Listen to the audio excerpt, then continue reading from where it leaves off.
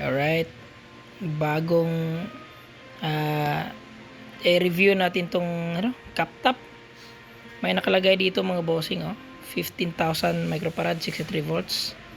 Pagkatapos, repair to na amplifier, sa galing po to sa aming aircon technician. Tapos pag check namin, ito nakalagay 15,000.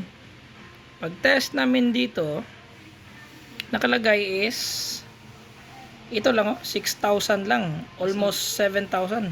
Asa namang 9,000 na. Sana yung 9,000.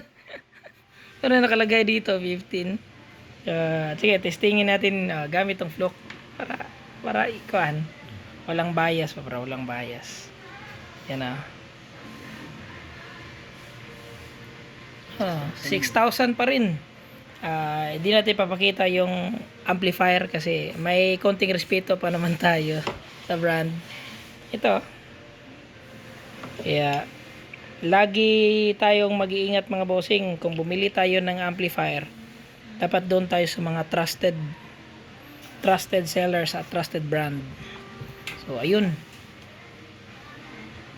mag-iingat kayo palagi sa inyong mabibili na amplifier. Choose wisely.